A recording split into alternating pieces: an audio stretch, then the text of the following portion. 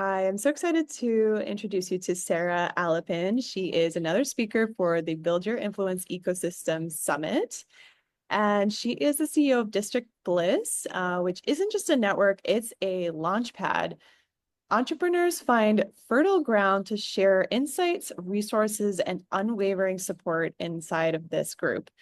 Whether it's a roundtable discussion buzzing with ideas or a bespoke workshop igniting new skills, Sara orchestrates the stage for your business to flourish. She's not just a connector, she's a catalyst. So if you're an entrepreneur ready to shed the solopreneur skin, I know I would definitely would would benefit from that.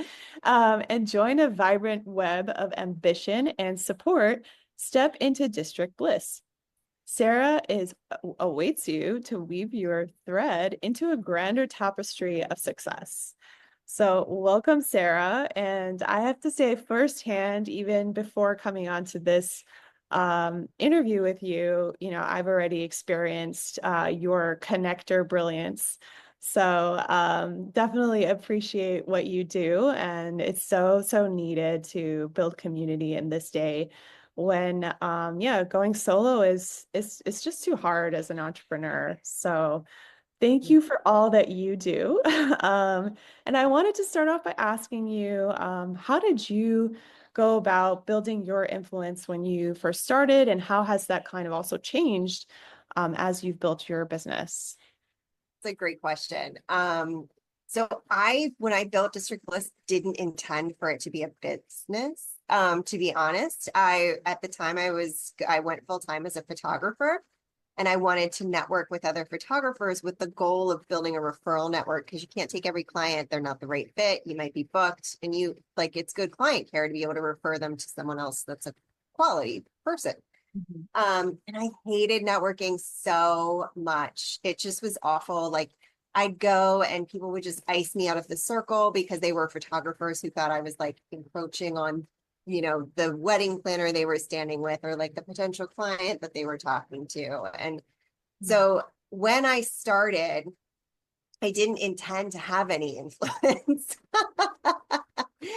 But the way that I actually built my influence was through generosity and kindness, and through really caring about other people. So that's, part of where the connector comes in, is that I care about, you finding speakers, or you finding people that would be a great fit for collaborating with you, that are going to help you up level your business. And so I started from a place of generosity, and then people kind of just really loved it. It took off. It had to become a business because it was unsustainable as just me hosting events that were, free, and people really wanted them more often. So I think that's sort of my story is a little bit backwards from the way you build a business. Oh, that's so beautiful, though. I mean, I think that's I love it when generous people win, you know? I think Yeah. that's how it should be. It's like the good karma comes to the good people. And that's an inspiration to others to, not just like hold the cards to yourself, but, helping people helps, just a general energy of Reciprocity. I know you. exactly. So yeah, that's really beautiful. So now that you're like a networking master guru, I guess you want to call it, for anyone just starting out and a little bit cautious about going into different kinds of communities and putting themselves out there, what would you say is the best way for them to get started or to make themselves feel better in the room? Yeah, because I don't want anyone to have the experience that I had, right? So the first thing I would do is think about what your goals are for networking. If your goals are direct one-to-one clients, it's going to be a very different networking event that you attend versus if you're looking to build out, people to collaborate with, or your business besties. Like, whether or not we hire each other ever, Michelle, like, I enjoy spending time with you, and I, like, of course, would be happy to send people your way for whatever it is that you might need. And so if that's your goal, you're going to attend different types of events. And if you're looking to straight build referrals and just your referral network versus have a more friendly environment, then you're going to look at like some different places. But I think the other thing is to always be prepared. It's so much easier to attend an event when you are prepared, Mhm. and and scoping out the actual type of event, the host that is actually putting on the event is going to make a big difference. So ask your friends, find out if they've attended these types of events before. Also let people know you're interested in going to networking events and they'll flag them for you. And look at the branding. You can tell a lot from the actual like landing page for the event. Mhm. Look at the images, and your gut is going to tell you a lot of times if that is actually going to be a friendly event or if it's going to be a very professional buttoned up event, which they all have their place. Yeah. I am not a buttoned up kind of person. I am a person in a t-shirt covered in dog hair at the moment. More relaxed, more genuine and authentic. Yes. Yes, yes. I like to be myself. Some people like it depends on what your goals are. So start with the goals, be prepared, and gut check the brand and ask for referrals for the actual networking event too. That'll really get you into a place where you have these three things or these multiple pieces that when they come together, you will feel more comfortable and it's less anxiety provoking and you won't feel like you're alone and walking into a room that you don't have any idea what you're doing, Right. virtually or in person. Right. Yeah, that's such a good point, is like being selective, and doing your research before just attending any, free or not free event, essentially. And I like your point too about not just coming into a room for clients, but thinking about your entire, ecosystem, which is what we're talking about here on the summit, is referral partners or just anyone else that you never know. Three degrees of separation, right? Um, Exactly. so what would you recommend if somebody, okay, let's say they are starting to build a referral network. How do they keep in touch with these people, after they've met at an event, right? Because That's a that's the hard part. It's like, oh, you've met someone and they're cool. You have maybe you have a conversation, but then maybe a year goes by and then later you might need them and you're like, oh, hey, but there's time passed, right? So, how do you keep in touch and, yeah, keep things moving along and make sure they know you're around and you're supporting? Yeah. That's a good question too. There are several things that I would say here is first of all, life happens, so this doesn't always work, but keep showing up. Even if you don't need that person in that moment or they don't need you in that moment, continuing to show up will keep you top of mind. So that's why I like to commit to going to like specific, once I go to one event where I've had success, Mhm. continuing to go to those events because most people will do the same and then you stay top of mind for those people or you might bump into them even if they don't come super regularly, Mhm. you'll bump into them again, so there's still multiple touch points. Mhm. Now on the flip side of that, you can also go the way of wanting to connect on social media and just reacting or commenting on posts, that Mhm. type of thing, something that's going to keep you in their orbit or in their ecosystem without having to start over. But once you've led with any sort of generosity, people typically are going to remember you. So even if it is a year from now, then people are still going to know who you are when you do send an email. Right. Um, at, with the exception of, there are two exceptions here. First of all, you have to remember that life does happen for other people too. So if they don't respond, or if their response is very short or quick, or even if they haven't responded and you reach back out in a year or something like that, it might just be that they had something wild going on in that moment and that it has nothing to do with you. Like we actually, Michelle, we had that a little bit because I was like super busy. I forget what I had going on, but I think I had like four things going on in my personal life actually, and like two huge projects in business. Right. So I was like, I will connect you, but it's going to take me like 2 weeks to get this done. And And I'm you're like, still no worries. amazed that you did it as well. So. But Yeah, like you were super patient and you knew that it had nothing to do with you. You knew that like I cared and that I was here. And I also communicated that to you. So there was that. But like right. those things happen. So keep that in mind. And if you do that to someone else, also remember, people still like you. Yeah. Yes. You should tend your friendships and your business relationships, but it's not as though most people will understand when you do come back around. So just keep that in mind.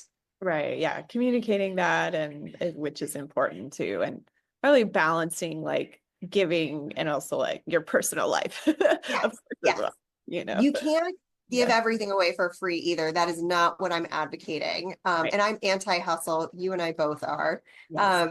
So I'm big into my personal life, having a huge space in my life. It is the most space that anything gets. My business, works around my personal life. As much, I mean, of course, I have normal business hours, but you get what I mean. Yeah. Um, I just, give yourself grace there too. Absolutely. Yes. Yeah. And exactly. I think people will understand as long as you're communicating it. So that's Yeah. beautiful. So I'm super excited for your talk. So it's going to be networking success. So finding the right community for you, which is a little bit about what you touched on. But expand for us what we're going to find in this session. So this session is going to be a little bit about it's going to be a lot about finding the right community for you where you're comfortable and you can expand your network and you'll see high ROI, return on investment through multiple different methods, Mhm. or like in multiple different pillars, buckets. Yeah. And then it's also going to be about effective networking. So I've said generosity a bunch of times, and I, again, don't mean you should be giving everything away for free. There's a very specific generosity strategy where you're not like giving your services away for free, or if you're a coach, you're not coaching people during a networking session. There's a very specific generosity strategy that Mhm. starts and ends at a certain point. So you're giving enough that it's really helpful and transformative for that other person, but it isn't something that comes at a cost to you, Right. personally, energetically, whatever. Right. Yeah. Because then that kind of builds a little bit of resentment at the end of It the day does. as well, It right? really does. When you feel like everyone is scheduling, I've had this happen too. That's what happened in the very beginning of when I founded District Bliss. People would be like, "I'd love to pick your brain because I Right. also would like to found like host networking events." And I was like, "Did you did you think that through? Because like what you said The to word me, pick your brain too, like already immediately. pick my brain. It's Give such me a like it, advice. yeah." Okay, yeah. So that's one tip. Like, don't ask people that with that in mind. I guess. Especially when you're trying to, emulate what they're doing exactly in a carbon copy. Right. Got you. Yeah, absolutely. That makes sense. That's total sense. I'm curious what you think about like branching out into, I know you're doing a lot in the online space, but what about like local communities or communities that might not even have anything to do with your business? Like what do you think those are also a right strategy for you to find, maybe it's referral part or who knows? Yeah, so absolutely. And this goes into kind of your networking goals. And we were fully in person until 2019. We went hybrid. And now we're like 99% virtual. Just because in the DC area, it's been a little bit harder to get people to come back out, even though they say they want to. Yeah, like it's hard to get out of the house, I guess. It's hard to break that pattern of, Yeah. being in the house. But either way, I'm not taking it off the table. But I would think about where your people actually hang out, because if you are a hyper local business, you should absolutely be networking in like your hyper local networking organizations. So if you are like a photographer or a real estate agent, like someone who works in an area versus just a general online service provider, you should absolutely go to the in-person ones. That's not to say you can't have success virtually, but I think there's so much value when you are very localized. Whereas if you are an online service provider who can work with anyone, like a website copywriter or a business coach, something like that, where you meet virtually, then I would say you absolutely go to in-person networking events, but you should also go to virtual events because you want access to that international scope of people.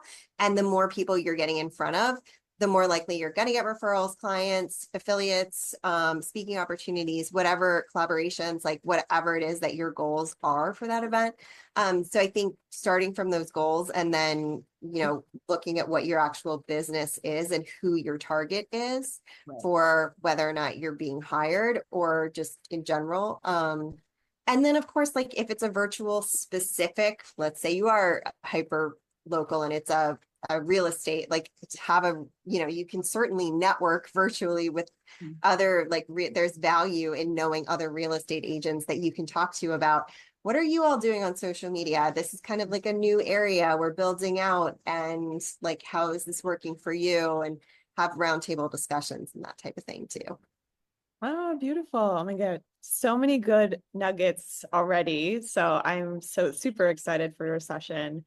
And I encourage everyone to grab your resource as well, which is the virtual business card template. So if you're a little bit nervous about coming to events and not knowing what to say, I think this is like an amazing tool for you to fill out and feel like super prepared and prompted. So definitely grab that down below. Make sure you register for the summit, and I really can't wait to see you all there. Any last parting words, Sarah? I am so excited for this. I think this is going to be such an amazing event. I know you have a really incredible lineup of speakers and you've curated this so well. So I'm excited to not just show up as a speaker, but also to be there to network and connect with Yeah, people. absolutely. That's Um, and learn from this incredible lineup. So I hope you all make sure you grab your ticket. And I hope to see you all there very soon.